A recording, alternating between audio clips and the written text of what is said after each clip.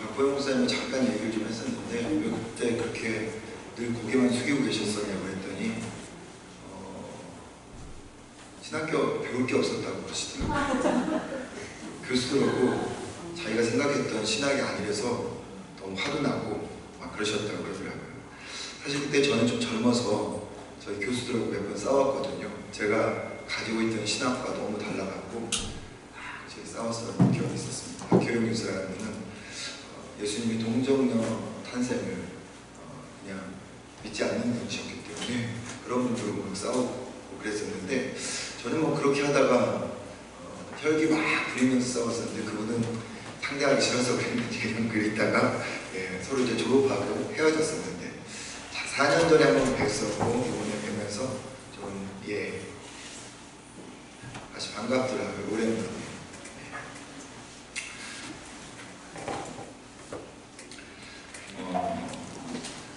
찾아보니까요, 제가 2018년도 12월 초쯤 산상수훈을 하다가 마무리하고 안 했더라고요.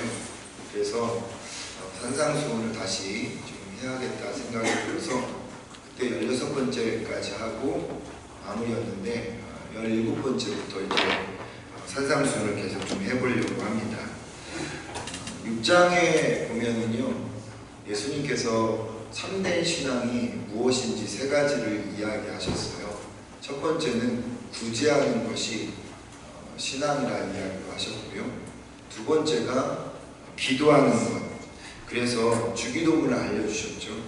그것이 기도하는 것이 참된 신앙이라고 이야기해 주셨고, 세 번째가 금식하는 것이 신앙이라고, 참된 신앙이라고 말씀하셨습니다.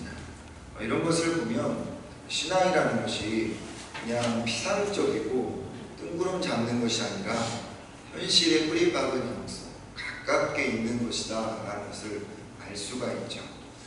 그런데 이 세 가지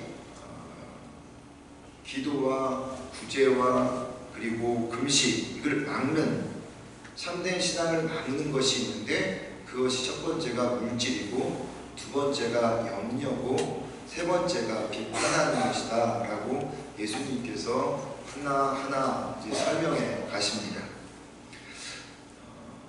모든 것에 최고의 자리에 있다고 생각하는, 그래서 사람들은 만물의 영장이라고 우리를 스스로 인간을 이야기하죠. 만물의 영장이라고 하는 것은 모든 것을 지배하고 또 창조해내는 그런 존재다 라고 하는 뜻에서 만물의 영장이라고 표현했을 것 같습니다. 인간은 많은 것들을 만들어내죠. 그걸 사용합니다. 그런데 그렇게 만들어내는 것이 인간이 만들어낸 것으로 사용해야 되는데 오히려 그거에 속박당하고 묶여 사는 것이 되는 것이 참 많다는 것입니다. 주객이 전도되어버리는 것이 많아요. 그 중에 하나가 물질이 아닐까 생각합니다. 물질이라고 하는 것은, 재물이라고 하는 것은 하나님께서 우리에게 편리를 위해서 주셨는데 그 편리로 써야 될 수단과 같은 물질이 어느 순간 우리의 인생의 목적이 되어버려서 우리를 목조르고 속박하고 묶어버려서 우리가 꼼짝 못하게 하는 그러한 것이 되어버릴 때가 많다는 것입니다. 문제는 이 물질이라는 것이 신앙과 믿음을 잠식시켜 버린다는 거죠. 물질을 뛰어넘어야 비로소 신앙의 단계에 들어갈 수가 있는 것인데 묶이고 포로가 되어버려서 하나님께 나가는 길이 막혀버릴 때가 많이 있다는 것입니다. 우리에게 있어서 필요한 것은 그런 의미에서 이 물질을 극복하고 뛰어넘는 참된 신앙이 아닐까 생각합니다. 바꿔 말하면 이 부분을 우리가 해결하지 못하면 우리의 신앙이 1m도 나가다 방해를 받을 수밖에 없고 멈출 수밖에 없다라고 생각이 듭니다. 그래서 오늘은 우리의 참된 신앙을 막고 참된 믿음을 막아버리는 이 물질에 대해서 좀 생각해 보려고 합니다. 예수님께서 이렇게 말씀하셨죠. 너희를 위하여 보물을 땅에 쌓아두지 말라. 너희를 위하여 보물을 땅에 쌓아두지 말라라고 예수님께서 말씀하셨는데, 여기서 예수님이 말하는 보물이 무엇을 말하는 것일까요?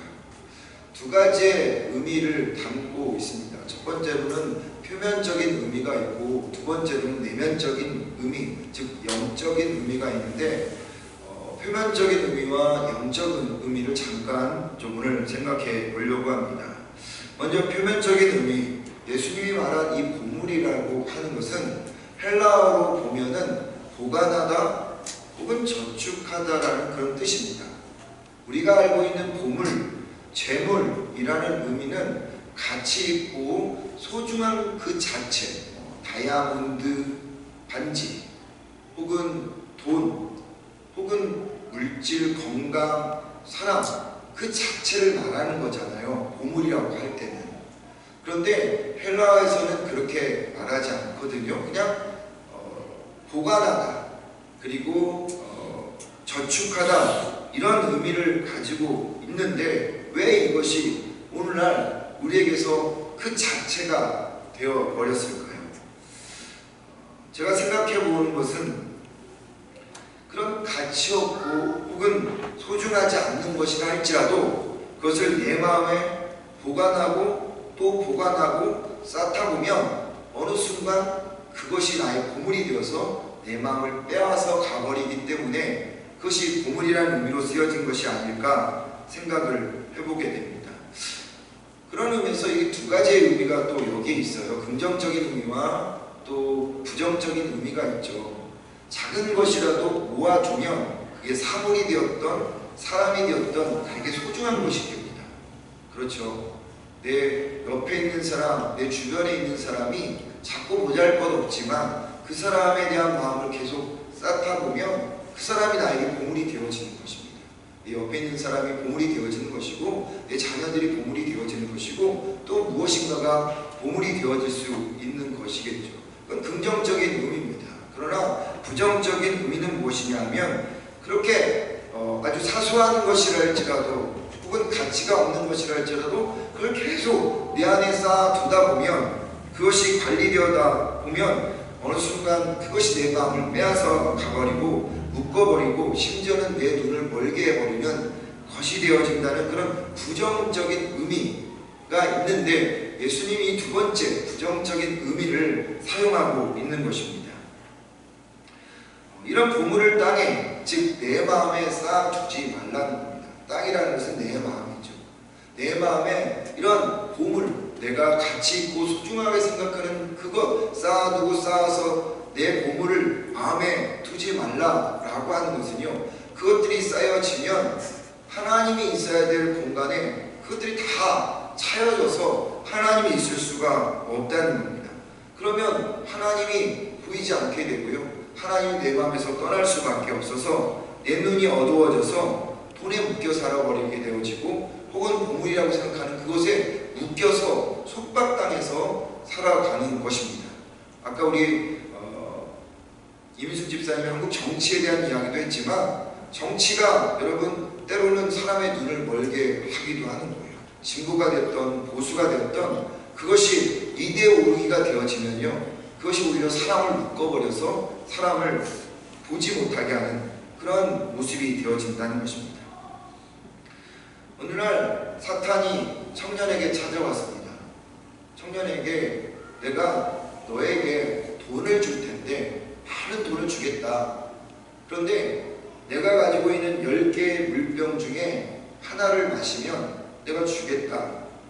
그렇게 이야기를 하면서 뭐라 이야기하냐면, 이 10개의 물병 중에 하나는 9개는 꿀병인데 하나는 독약이 든 그런 물병이다. 네가 9개 중에 하나를 마시면 내가 네가 원하는 대로 돈을 다 주겠다라고 이야기를 했습니다.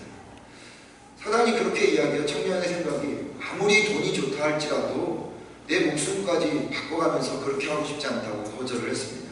그런데 사단이 계속 유혹을 합니다. 한번 해봐. 90% 아니야. 해봐. 끈질긴 그런 유혹에 청년이 결국 넘어가서 이 10개 중에 하나를 선택을 해서 이제 먹는 순간이 되었습니다. 하나님 앞에 기도하는 마음으로 9개 중에 하나를 선택하기를 바라는 마음으로 하나를 집어서 마셨습니다. 살았을까요? 죽었을까요? 예, 살았습니다. 그래서 이 청년이 살았다! 너무 좋아하는 겁니다. 그러면서 이 사단에게 내가 살았다! 돈 내는 거예요. 돈을 달라고. 그래서 사단이 돈을 엄청 주었습니다. 너무 좋았습니다. 그런데 이제 그 돈을 가지고 가는 청년을 향해서 사단이 이렇게 말했습니다. 너 그 돈 다 쓰고 다시 와서 나한테 이 물병을 하나 다시 이 꿀병을 마시게 되면 지금보다 2배를 줄게 하고 웃으면서 사단이 떠나버렸습니다. 근데 청년은 미친 소리 하고 있네. 내가 다시 오라가라 하고 떠나갔어요. 여러분, 꽁돈이 생겼으니 얼마나 좋겠습니까? 꽁돈은요 불로소득이기 때문에 언제든지 그냥 확 사라집니다. 그렇기 때문에 여러분, 로또 맞은 사람들이 10명 중에 제가 들어본 바에 의하면 단 한 사람도 그 돈을 멋지게 쓴 사람 한 명도 없고 다 패가망신하고 죽고 그리고 망해버리는 모습들. 제가 옛날에 그런 이야기, 지금도 마찬가지죠. 로또 맞은 것은 하나님께 저주다라는 겁니다. 그러니까 여러분, 우리 교회 사람들 절대 로또 사지 마십시오. 하나님께 저주받는 겁니다. 그래서 무슨 얘기 하려고? 예, 공돈이 생겼으니까 얼마나 좋았겠어요. 그래갖고 화방탕하게 막 썼어요. 있는 대로 다 썼습니다. 그러다가 돈이 떨어졌어요. 돈이 떨어졌으니까 청년이 어떻게 됐겠어요? 그 생각이 나는 거예요. 한번 가볼까? 다시 갔어요. 다시 가서 떨리는 마음으로 9개 중에 하나를 선택하려고 했습니다. 그래, 이거 어떻게 할까? 기도하면서 하나를 선택했어요. 마셨어요. 살았을까? 죽었을까요? 살았어요. 살았다! 2배 줘. 그래서 2배를 받아서 갔습니다. 또 허락망탕하게 썼어요. 그렇게 한 사람, 돈이 다 떨어지면 또 와서 하고, 또 와서 하고, 또 와서 하고, 그렇게 인생을 보내기 시작했습니다. 그리고 어느덧 세월은 흘러서 이 청년이 100발의 노인이었습니다. 그 돈을 통해서 마약도 하고 삶이 완전히 망가져갖고 떨리는 손으로 와서 마지막 2개 남은 그 물병을, 그 병을 보고 마지막 한 번만 더 하겠다. 사단이 웃으면서 그래, 하라고. 이 할아버지가 둘 중에 하나 선택해서 마셨습니다. 살았을까요? 죽었을까요? 살았습니다. 누가 계속 죽었다고 얘기해요. 살았다고 너무 환호를 외쳤어요. 그러면서 돈을 달라고. 내가 이겼다고. 봐라, 내가 너를 이겼다고 사단에게 이야기를 했습니다. 그랬더니 사단이 나머지 하나 병을 들고 마셨습니다. 살았을까요? 죽었을까요? 살았습니다. 10개가 다 꿀병이었어요. 평생을 자기에게 주어진 인생을 보람되게 의미있게 살지 못하고 그냥 돈만 정신없이 추구하다가 그의 인생을 그는 망쳐버린 것입니다. 예수님이 19절에서 존과 동록이 해하며 도둑이 구멍을 뚫고 도둑질하니라고 한 말이 여기에서 연유된 이야기가 아닐까 생각합니다. 여러분, 존과 동록, 좀이라는 것은요, 옷에서 이렇게 옷을 먹는 그런 해충이지 않습니까? 동록은 녹을 말하는 것입니다. 옛날에 기억하시겠지만 옷장에 좀약 넣어서 옷을 방지했던 때가 있지 않습니까? 그런데 예수님께서 존과 동록이 해하며 도둑이 구멍을 뚫고 도둑질하지 하느니라 라고 한 말은, 이 말은 무엇이냐면 존과 동록이 결국 모든 것을 다 먹어버리기 때문에 영원한 것은 없다라고 하는 것입니다. 물질 자체도, 재물이라는 것 자체도, 보물이라는 자체도 영원하지 않다라고 하는 거죠. 그 영원하지 않는 것을 향해서 우리가 노예가 되어서 속박당해서 사는 것, 그것은 죽이기 전도 하나님이 우리를 이 땅에 만드신 목적대로 살아가지 못하게 하는 그런 모습이라고 하는 겁니다. 하나님이 우리를 그런 노예의 모습으로 살게끔 이 땅에 만들어 놓으신 건가요? 아니지 않습니까? 여러분, 보람되고 아름답게 살도록 우리를 만들었는데 그 물질에 그냥 노예가 되어서 눈이 멀어서 살다가 인생을 끝내버린다면 그것처럼 비참한 인생은 없다고 하는 것입니다. 하나님이 허락하신 참 인생을 살지 못하고 생을 마감하는 것처럼 어리석은 것은 없는 것이죠. 도둑 맞아본 적 있으세요? 저는 이 캐나다 와서 도둑을 한번 맞아본 적이 있었어요. 이 메이플리츠에 오기 그해 5월달인가요? 제가 6월달에 도둑을 맞았어요. 아이들 이제 라이더로 갔다가 온 사이에 우리 집을 잘 알고 있었던 것 같아요. 그 사이에 우리 집에 있는 모든 것들을 싹 훔쳐가 버렸어요. 제가 문을 여는데 열쇠를 여는데 안 열려요. 아니, 돌아가는데 안 열려 문이. 근데 문이 좀 열려져 있는 것 같아요. 이상해라고 밀어보니까 밀려지더라고요. 바깥에서 그 옷장인가 뭐를 그걸 캐비넷으로 막아놓고 못 들어오게 했던 것 같아요. 그러니까 지금 생각해보면 그때 생각했는데 곧 이게 막 문을 여는 사이 옆집 옆에 조그만한 문이 세 문이 있었거든요. 도둑이 그 다 들어가고 그때 이렇게 나간 것 같아요. 어쨌든 그때 다 잃어버렸어요. 거의 다 잃었어요. 제가 뭐 기중품 뭐 가치 있는 거 별로 없었지만 다 잃어버렸어요. 근데 제가 잃은 것 중에 두 가지가 참 아쉬운 게 있었어요. 첫 번째는 뭐냐면 결혼 반지였습니다. 제가 지금 이 아이들이 이제 25주년 된다고 사준 반지가 이제 잊어버릴까봐 차고 다니는데 제가 보통 이제 거치장스러운 걸 되게 싫어하거든요. 몸에 거치장스러운. 이 결혼 반지를 했는데 한 몇 달도 아니었던 것 같아요. 몇 주 하고 나서는 그냥 그걸 장모님한테 맡겼어요. 그 당시 때 이렇게 두꺼운 거 있잖아요. 좀 비싼 거 했었는지 하여튼 두꺼운 거 있어갖고 맡기고 캐나다 생활하다 보니까 어느 순간 이제 돈이 필요하게 됐어요. 그래갖고 제가 한국에 나간 김에 그걸 가지고 왔습니다. 만 지 얼마 안 돼서 몇 주가 안 돼갖고 도둑을 맞은 거예요. 너무 막 화가 나고 황당하더라고요. 그거 팔면 좀 돈이 나왔을 텐데 그런 생각이 들었어요. 근데 사실 우리 집사람한테 미안하지만 그거보다 더 아까운 게 또 하나가 있었어요. 뭔지 아세요? 제 랩탑이었어요. 제 USB였어요. 그것마저 다 가져갔거든요. 왜 아까웠을까요, 제가? 거기에 제가 94년부터 목회를 시작했는데요. 거기다 다 제 설교자를 다 집어넣었습니다.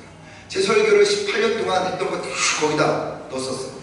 그러니까 어쩔 때는 여러분 목사님들 보면 예전에 했던 설교 갖고 와서 다시 하거든요. 그걸 곰탕 끓이듯이 해갖고 다시 멋있게 해갖고 또 설교하는 분들 계세요. 근데 그날 다 잊어버렸어요. 그래갖고 막 아니 멘붕이 오더라고요. 그래갖고 제가 경찰한테 찾을 수 있는 방법이 없겠냐 그랬더니 썰이 전담분들 많으니까 혹시 거기 팔 수도 있어서 거기 가보라고. 뭐 가봐도 그런 게 없었고 가끔 이렇게 주변에 이렇게 장터가 서잖아요. 그런 데 가서 이렇게 볼 때 혹시 있을까 해서 가보기도 했는데 없었습니다. 다 날라갔어요. 너무 막 가슴이 속쓰리더라고요. 근데 그 얘기를 어떤 원로 목사님한테 얘기했더니요. 저한테 무슨 얘기인 줄 어떻게 얘기를 하셨냐면 하나님의 은혜다 라고 얘기를 하시더라고요. 하나님의 은혜다 이렇게 이야기를 해요. 그러면서 하시는 말씀이 저는 좀 그 말이 좀 그 당시 때는 이해가 안 됐고 좀 화가 났지만 목사님이 뭐라 얘기했으면 김 목사 그 18년 전에 설교 갖고 와서 교인들한테 얘기한다고 교인들이 은혜 받을 수 있을 것 같아. 그때 상황과 지금 상황은 다 다르고 다 다른데 하나님이 주시는 은혜가 다 다른데 은혜가 될 것 같아. 하나님의 은혜다 라고 얘기를 하시더라고요. 그때로 화가 났지만 시간이 지나면서 제가 그 말씀이 맞다라고 생각을 해요. 그래서 지금 여러분 오늘 하는 설교도요. 지난 금요일부터 준비한 거거든요. 설교 자료가 옛날에 없어갖고 준비를 했는데 준비하다 보니까요. 지난 카톡방에 올라온 이야기도 그렇고 어제 제가 말씀을 들은 이야기도 그렇고 하나님 딱 이 말씀을 오늘 드리라고 우리에게 주라고 이 말씀을 딱 하게 되었더라고요. 물질이라는 것, 보물이라는 것이 다 그렇습니다. 영원하지 않습니다. 아끼다 보면 다 똥됩니다. 여러분 그런 똥의 노예가 되어서 살아간다는 것처럼 비참한 일은 없는 것이죠. 하나님은 우리를 그렇게 살도록 부르신 게 아니라는 겁니다. 참다운 인생을 살라고 부르셨는데 우리가 만든 물질에 속박당해서 묶여 끌려 산다면 그보다 불쌍한 일은 없다는 거죠. 근데 사실 재물이라는 게 나쁜 건 아니에요, 여러분. 성경 어디에도 재물이 나쁘다 이렇게 이야기하지 않아요. 뭐가 나쁘다고 이야기합니까? 재물에 끌려 사는 사람의 자세가 나쁘다라고 이야기를 하는 거지, 물질 자체는 나쁘다 이야기하잖아요. 가난한 것보다 가난하게 살라고 이야기하지 않습니다. 물론 이야기 나와요. 청빈과 겸손을 이야기하지만 가난하게 사는 것이 꼭 덕목은 아닌 거예요. 하나님께서 주신 그것을 가지고 돈을 벌어서 하나님의 영광을 위해서 쓰는 것도 여러분 그건 하나님께서 원하는 방법입니다. 문제는 뭐냐면 그 돈을 목적과 방향 없이 그냥 수단 노루가 아니라 목적을 향해서 쓰여지기 때문에 문제라고 하는 것입니다. 분명한 목적과 방향이 없기 때문에 아무리 돈을 많이 벌어도 그 돈이 혹은 물질이, 재물이 그 사람에게 축복이 아니라 저주가 되어질 때가 더 많다라고 하는 것이죠. 그렇기 때문에 여러분, 물질의 방향은 하나님이 우리에게 주신 그 쓰는 의미는 하나님 나라를 위해서, 하나님의 영광을 위해서 쓰여져야 한다라고 하는 것입니다. 그럴 때 물질의 가치가 나타나는 거죠. 누가복음 19장에 보면 삭개오라는 사람이 나오잖아요. 삭개오라는 사람이 세금을 걷어들이는 사람이었습니다. 그는 돈을 가져야만 사람 대접받는다 생각해서 악착같이 돈을 여러분 긁어 모았습니다. 나라를 팔아먹은 것에 대한 죄책감은 1도 없었어요. 그냥 지독하게 세금 걷어들이고 부정부패 대수롭지 생각하지 않게 생각하고 돈을 긁어 모았습니다. 매국노라는 말 듣고 그보다 더한 소리를 들어도 돈이 나를 만들어준다, 가치 있게 만들어준다 생각해서 그는 돈을 벌었습니다. 그런데 그가 예수님을 만나요. 자신의 집에 초대한 후에 예수님께 이렇게 이야기합니다. 주여 보시옵소서, 내 소유의 절반을 가난한 자들에게 주겠사오며 만일 누구의 것을 속여 빼앗은 일이 있으면 내 갑절이나 갚겠습니다. 돈귀신이라고 불릴 정도로 악착같이 돈을 벌었던 이 삭개오에게 재물에 대한 생각이 완전히 혁명이 일어난 거죠. 평생을 매국노라는 소리를 들어가면서도 돈이 목적이 되었는데 예수님을 만나니까 그 돈이 수단으로 바뀌어버린 겁니다. 하나님의 영광을 위해서 써야 되겠다라고 하는 생각을 그가 가지게 되어진 거죠. 사실 주님을 만나기 전까지 삭개오가 벌었던 돈은 그에게 저주였어요. 그를 행복하게 해준 것이 아니라 오히려 그를 더 외톨이로 만들어 버렸다는 겁니다. 그러다 보니까 마음이 병들어 버린 거죠. 그런데 주님을 만난 겁니다. 주님을 만나고 나서 그 돈이 어떻게 써야 될지 그는 알기 시작하는 것이에요. 하나님의 나라를 위해서 쓰여져야 된다라는 것을 알게 되었어요. 그래서 삭개오는 어떻게 했습니까? 자신의 돈의 절반을 딱 떼어서 가난한 사람을 위해서 드리겠다. 그리고 혹이나 내가 사기친 사람이 있으면 그 사람에게 4배를 더해서 다시 돌려주겠다라고 이야기합니다. 삭개오는 돈이 어떻게 쓰여지는지를 비로소 알게 되어진 것이죠. 지난 여선교회 카톡방에 글이 하나 올라왔는데 보신 분도 계시겠지만 모르시는 분들을 위해서 잠깐 이야기를 드리도록 하겠습니다. 예전에 미친 척하고 친절을 베풀자 하는 얘기와 비슷한 얘기인 것 같은데, 한 할머니가 비 오는 날 길가에서 차가 고장을 하고 서 있었습니다. 근데 많은 차가 그냥 지나가 버렸는데 한 사람이 차를 세웠어요. 브라이언이라고 하는 사람이 차를 세워서 무슨 일이냐 그랬더니 할머니가 차가 고장났다라고 이야기를 했죠. 그래서 이 브라이언은 그 차를 고쳐 주었습니다. 너무 고마워서 할머니가 이 브라이언이라고 하는 사람에게 내가 돈을 좀 주겠다라고 이야기를 하니까 괜찮습니다, 다른 어려운 사람들에게 쓰십시오 하고 그는 그냥 가버렸어요. 고친 차를 타고 가던 할머니가 배가 고파갖고 한 식당에 들렸습니다. 그 식당에서 음식을 주문하고 기다리고 있었는데 웨이트레스가 임신을 한 상태에서 서빙을 하고 있는 것을 보니까 너무 국률한 마음이 들었어요. 그래서 그를 좀 돕고자 하는 마음에 그에게 몇백 불 지폐를 그에게 주고 몰래 주고 그는 그 자리를 떠났습니다. 나중에 모든 것을 마치고 이제 돌아가려다 보니까 자기한테 몇백 불 어떤 사람이 돈을 주었다는 것을 알게 된 그 사람이 너무 이 임산부가 감사했어요. 왜냐하면 출산을 해야 되는데 돈이 없었고 어려운 상황에 있었기 때문이었습니다. 그런 집으로 돌아갔습니다. 그리고 잠자는 그 남편을 향해서 여보, 내가 오늘 어떤 분을 통해서 선을 당했는데, 이상하죠? 어떤 분을 통해서 좋은 일을 내가 얻게 됐는데 그분이 나한테 몇백 불을 주고 가셨어. 우리가 출산 때문에 걱정하고 있었는데 이렇게 하나님께서 이 사람을 통해서 주신 거야. 여보, 너무 감사하지 않아? 하면서 그 잠자는 남편의 몸을 허가하면서 이야기하기를 브라이언 얼마나 이게 기뻐요. 이렇게 뭐 얘기했다는 겁니다. 그 사람이 누구냐고, 그 자고 있었던 남편이 할머니 차를 고쳐주었던 사람이라는 거죠. 여러분, 돈은 그렇게 쓰는 겁니다. 물질이라는 것은 그렇게 쓰는 거죠. 소름이 돋죠. 어저께 그 박구영 목사님이 하셨던 예화를 하나 더 들어드리겠습니다. 이 목사님이요, 의사였다가 다 이제 내려놓고 목회의 길을 보셨는데 지금 62이신데 거의 10몇 년 동안 취미가 색소폰을 부르는 것이었다고 합니다. 색소폰을 너무 좋아해서 설교 끝나면 집에 가서 색소폰을 보고 그랬는데 너무 안 좋은 색소폰이라서 좀 좋은 게 있었으면 좋겠다, 어떤 이런 마음이 들었는데, 이 밴쿠버에 있는 어떤 사람이 색소폰을 판다라는 그런 광고를 보고 찾아가서 사갖고 이 목사님한테 보내드렸다고 합니다. 근데 그게 1965년에 만든 색소폰인데 1965년부터 67년 사이에 만들어진 색소폰이 그렇게 비싸다네요. 유나 집사님 계십니까? 아실 텐데 모르네. 안 계시네. 예. 그때 그렇게 만들어진 색소폰이 그렇게 비싸대요.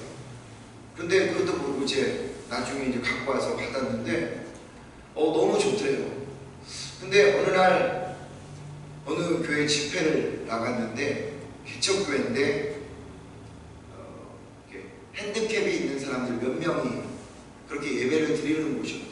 그래서 자기네 교회 교인들과 같이 가서 예배를 드렸는데 모든 사람들이 헌금할 때 자기도 헌금을 해야 되는데 헌금할 돈이 없어갖고 어떻게 해야 될까 고민하다가 색소폰을 팔아야 되겠다는 마음을 주셨대요. 색소폰을 팔아야 되겠다 하고 그날 이제 다 모아진 금액이 5,500만 원이라고 하더라고요. 그래갖고 마침 그 교회가 5천만 원 정도 빚져갖고 막 사람들이 막 난리치고 있었을 텐데 5,500만 원 딱 모아서 드려서 그 빚을 한 번에 다 탕감을 해버렸다. 근데 자기 700불짜리 색소폰을 파는 거예요.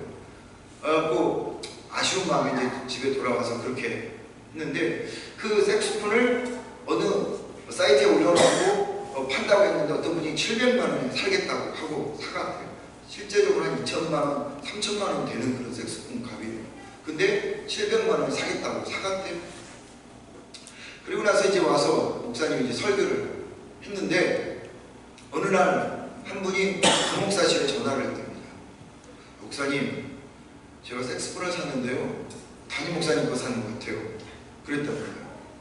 그러니까 그 색소폰 700만 원을 주고 산 사람이 그 교회 교인이었나 봐요. 그러니까 불 때마다 얼마나 찝찝하겠어요. 목사님은 그걸 헌금해서 팔았는데, 그래갖고 헌금했는데 자기는 그걸 700만 원 사갖고 막 그걸 풀고 있으니 얼마나 찝찝하겠어요. 그래갖고 하다가 도저히 안 돼갖고 이거 다 돌려줘야 되겠다 해갖고 그걸 목사님한테 직접 안 드리고 그 부목사님한테 전화해갖고 가서 드렸답니다. 드리면서 목사님, 지금 주지 마세요. 지금 주면 또 팔아먹을 거니까 나중에 은퇴하시면 그때 주시라 하고 그 부목사님한테 맡겼대요. 그 부목사님이 자기 책상 밑에다가 알겠다 집어넣고 까마득하게 잊어버린 거예요. 그리고 몇 년이 지나간 겁니다. 하루는 설교를 준비하다가 아이패드로 설교를 준비하다가 자꾸 떨어지니까 그거를 이제 밑에다가 하다가 밑에다 딱 뒀는데 거기에 색소폰이 있었던 거예요. 여기 색소폰이 있었네 생각이 이제 들었던 겁니다. 그리고 나서 이제 이분이 설교를 끝내고 나서 나간 거예요.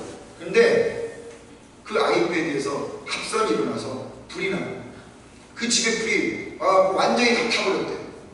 그 불이 났다는 소식에 이 부모님이 막 달려가서 딱 봤을 때 제일 먼저 생각나는 게 뭐였겠을까요?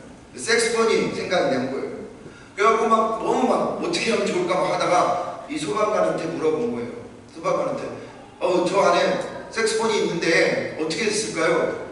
여보시고 지금 여기 보십시오. 이 냉장고도 다 타갖고 휘어져갖고 지금 이게 떡이 됐는데 색소폰이 그래 제일 남아있겠냐고. 그런 얘기를 들으니까 더 낭망되고 더 절망되고 하루 푹푹 쉬면서 집으로 다 탄 집으로 들어갔대요. 그리고 그 색소폰이 있는 자리로 갔답니다. 근데 이 부목사는 경악을 했대요. 경악을 했대요. 왜냐면 자기 아이패드와 그리고 그 색소폰 그 가방이 비닐로 된 가방이 하나도 안 타고 그대로 있더라고요. 그 목사님 그런 얘기를 하더라고요. 같이 멋있는 사람과 같이 있으면 아이패드도 자기 것도 안 탄다고 뭐 그랬다는데 어찌됐든 그 얘기가 중요한 게 아니라 문제는 그 색소폰이 안 탔다는 거예요. 그리고 색소폰을 그래서 나중에 이제 목사님한테 돌려줬다고 그 목사님 이야기를 간증을 하시더라고요. 자기 것을 그렇게 사용할 때 하나님께서 어떻게 그를 사용하시는지에 대한 이야기를 박 목사님이 이야기하시더라고요. 물질을 하나님의 뜻에 맞게 사용한다는 것이 무엇인지를 알려주는 건 아니겠습니까? 그리스도인들은 자기에게 주어진 보물을 하나님의 뜻에 맞게 사용하도록 부름받은 사람들입니다. 재물의 쓰임에 대한 성경적인 뜻은 재물은 그 하나님의 나라와 그분을 위해서 쓰도록 그리고 가정과 또 이웃을 위해서 쓰여지도록 하나님의 영광이 드러나도록 위해 쓰여지도록 하는 것이죠. 그것이 땅에 보물을 쌓아두는 것이 아니라 하늘에 보물을 쌓아두는 것이다 라고 하는 겁니다. 땅에 보물을 쌓아두면 어떤 해악이 있는지 아세요? 그것이 22절 23절의 말씀입니다. 같이 한번 읽어보겠습니다. 22절과 23절입니다. 시작. 눈에 몸이 등불이니 그러므로 내 눈이 성하면 온몸이 밝을 것이요 눈이 나쁘면 온몸이 어두울 것이니 그러므로 내게 있는 빛이 어두우면 그 어둠이 얼마나 더하게 되냐. 유대인들은요 이런 생각을 갖고 있었어요. 원인, 기간과 그리고 결과, 기관이 있다. 원인을 통해서 결과가 나타난다. 이렇게 생각하면서 눈과 심장과 연결시켰어요.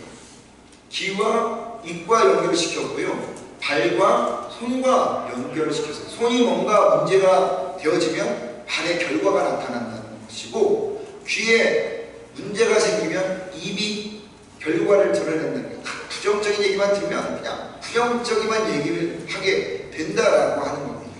마찬가지로 눈이 좋은 것을 보면 마음이 좋게 움직이고 눈이 나쁘게 반응하면 마음이 나쁘게 행동한다라고 그런 생각을 가지고 있었던 거죠. 그것을 눈에 비유해서 예수님께서 이야기를 해요. 그럼 눈이라는 것은 안경과 같잖아요. 그래서 우리의 눈이 만약 선글라스를 빨간 것을 쓰면 빨갛게 보이고 검은 것을 쓰면 검게 보이듯이 우리의 눈이 밝으면 좋으면 세상이 밝게 보여요. 그러나 우리의 눈이 나쁘면 세상이 어둡게 보이는데 이 눈을 막는 것이 있는데 그것이 무엇이냐? 재물이라는 거예요. 그 재물이 우리의 눈을 막으면 마음이 어떻게 되는 줄 아십니까? 마비가 되어진다는 거예요. 그 마음이 무엇이냐? 지정의가 마비가 되어진다는 거예요. 지성이 마비되어진다는 거죠. 여러분 정말 상식에 생각해도 이성에 생각해도 이건 있을 수 없는 일이야 라는 일들이 얼마나 많아요. 돈 때문에 부모 죽이지 않습니까? 돈 때문에 여러분 하지 못할 일도 하지 않습니까? 인간적으로 그게 이해가 됩니까? 안 되잖아요. 그런데 하잖아요. 왠지 아십니까? 돈이 지성을 마비시켜 버린다는 겁니다. 또 무엇을 마비시켜요? 감정을 마비시켜요. 그래서 여러분 감정이라는 것은 중립적이지 않아요. 언제나 보물이 내가 이것이 보물이다 하면 거기에 내와 올인하는 거예요. 거기 다 빼겨 버린다라고 하는 것입니다. 감정을 마비시켜요. 세 번째, 의지도 마비시켜요. 결단이죠. 하나님 앞에 결단하겠다라는 이 의지도 마비시켜 버린다라고 하는 겁니다. 그래서 한 사람이 두 주인을 섬기지 못할 것이니 이를 미워하고 저를 사랑하거나 혹 이를 중히 여기고 저를 경히 여깁니다. 너희가 하나님과 재물을 겸하여 섬기지 못하리라. 이렇게 예수님께서 두 주인을 섬기지 못한 의지를 마비시키니까 하나님을 섬기든지 재물을 섬기든 둘 중에 하나 그렇게 되어진다라고 하는 양자택일을 할 수밖에 없는 상황이 벌어진다라고 하는 것이 한 농부가요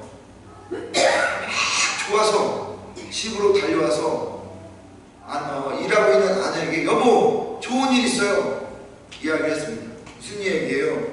우리 집에 있던 소가 새끼를 낳았어. 그것도 2마리나 낳았어. 한 마리는 하얀 소고 한 마리는 얼룩소야.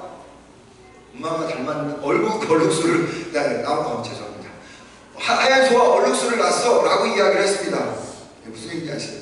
엄마 닮았네 그런 얘기예요. 근데 2마리를 낳았다고 이야기를 했어요. 그래요? 너무 좋네요.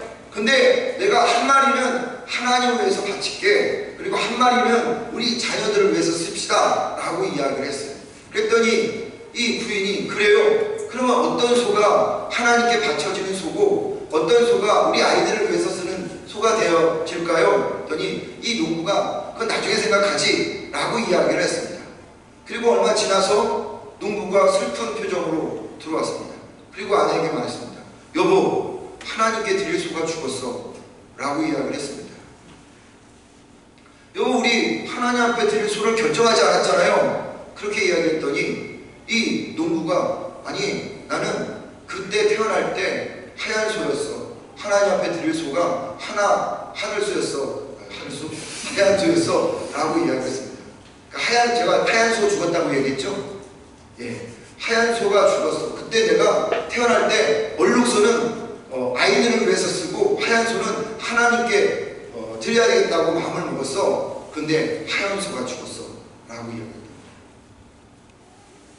얼룩소가 죽었으면 어떻게 됐을까요? 여보 하나님께 드릴 소가 죽었어 라고 이야기했을 것입니다. 우리가 하나님이냐 재물이냐를 먼저 결정하지 않으면요 항상 누구의 소가 죽을까요? 하나님의 소가 죽습니다. 내 소가 죽는 법은 없어요. 하나님의 소는 죽게 마련입니다.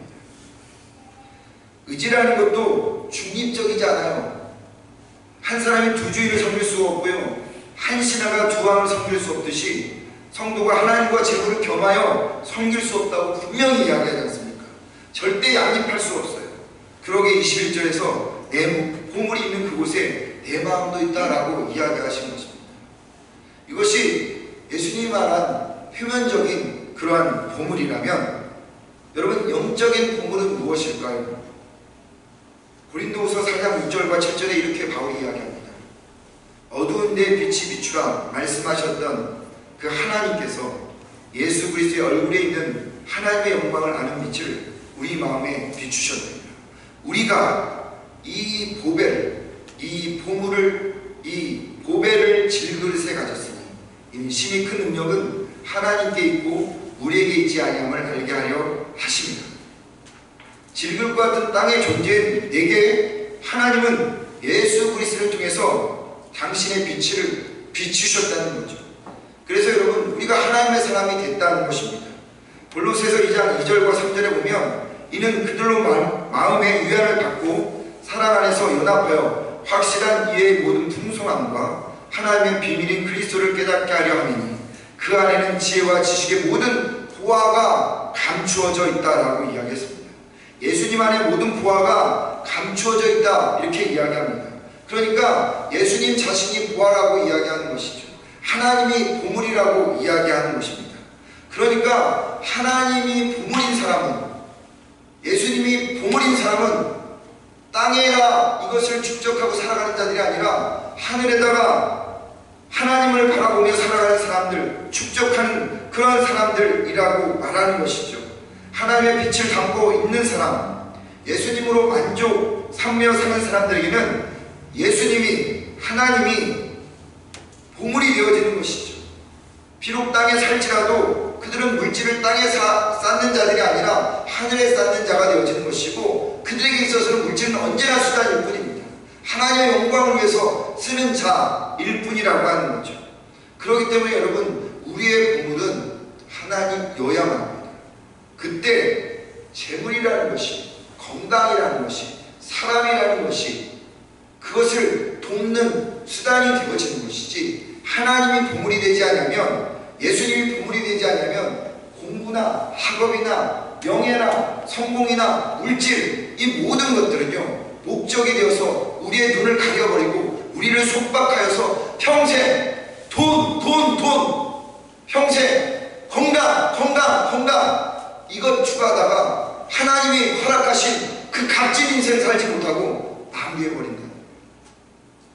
여러분, 우리는 그렇게 살도록 부름받은 자가 아니란 말이죠. 하나님 우리를 아름답고 멋지게 그 영광을 위해서 살도록 불렀는데, 물질이, 건강이, 자녀가, 내가 생각하는 그 보물이 나를 옥죄어서 목조르면서 나를 숨막히도록 살아가다가 끝내버리면 결국은 여러분, 하나님의 생명이 우리 안에 있지 못해서 이 땅에 열매를 맺지 못하고 끝내버리는 거죠. 바라는 것은요, 하나님만이 나의 보물이라고 고백하시고 그렇게 사시고, 그래서 다른 것들이 목적이 되지 않고 수단이 되어서 속박당하지 않고 묶이지 않아서 그런 것들을 하나님 앞에 귀하게 써서 하나님이 그를 통해서 일하는 일꾼들이 되기를 주의 이름으로 축원을 드립니다. 기도하겠습니다. 사랑이 많으신 아버지 하나님, 하나님만이 나의 보물이시고 예수님만이 나의 보화라고 아버지 하나님, 우리가 우리의 삶을 통해서 아버지 고백하게 하여 주옵소서. 말로만 아닌 하나님 진실함으로 우리가 그렇게 고백하는 자가 되게 하옵소서.